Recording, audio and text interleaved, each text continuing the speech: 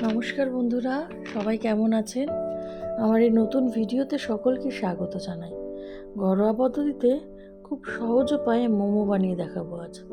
এর জন্য আমাদের লাগবে বোনলেস চিকেন, পেঁয়াজ, গাজর, ধনেপাতা, কাঁচা লঙ্কা ও কিছুটা লেবু। আর এই মোমো দিয়ে খাওয়ার জন্য একটা সস তৈরি করে নেব। তার জন্য লাগবে টমেটো, রসুন, শুকনো লঙ্কা, পাকা তেঁতুল ও লেবু। এবার নুন আর রিফাইন তেল দিয়ে একটু ময়দা মেখে নেব। ময়দাটা একটু নরম করেই মাখতে হবে, ঠিক এইরকমভাবে।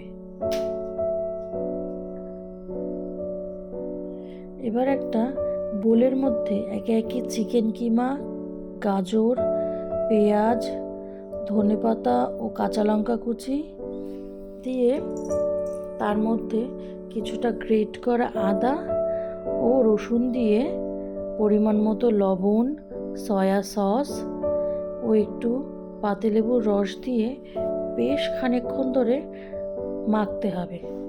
ম্যারিনেট করে মোটামুটি 30 মিনিট মতো এটাকে রাখতে হবে। চলুন ওদিকে আমরা আবার টমেটো সসটা তৈরি করে নিই। এর জন্য কড়াইতে গরম জল দিয়ে তার মধ্যে একে একে টমেটোগুলো আর শুকনো লঙ্কা তার সাথে রসুনগুলো দিয়ে বেশ কিছুক্ষণ সেদ্ধ করে নেব। এগুলো সেদ্ধ হয়ে গেলে ঠান্ডা করার জন্য রেখে দেব। আর ওদিকে একটা বাটির মধ্যে কিছুটা পাকা তেঁতুল গুলে রেখে দেবো, তেঁতুলটার কাঠ বার করার জন্য। এবার ওইদিকে আমরা যে মিশ্রণটা তৈরি করে রেখেছিলাম সেটা ছোট ছোট লেচির মধ্যে পুরটাকে ভরে নিয়ে একটা শেপ দিয়ে নেব। আমার শেপটা ঠিক হলো না, আপনারা আপনাদের নিজেদের মতন করে নেবেন।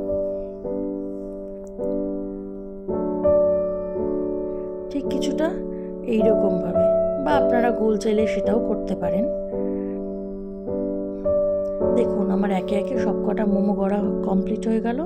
এবার এগুলোকে স্টিমে দেওয়ার পালা। স্টিমে দিয়ে মোটামুটি ওই 12 থেকে 15 মিনিট মতো সেদ্ধ করে নিলেই মোমোগুলো কিন্তু খাওয়ার জন্য মোটামুটি রেডি হয়ে যাবে।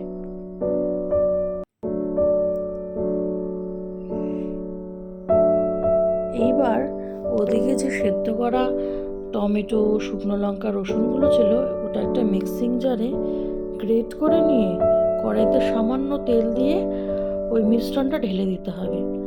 তার মধ্যে একে একে লবণ, একটু কাশ্মীরি লঙ্কার গুঁড়ো, স্বাদ মতো চিনি দিয়ে কিছুটা নাড়াচাড়া করে সেই তেঁতুলের কাঠটা দিয়ে মিশিয়ে নিতে হবে।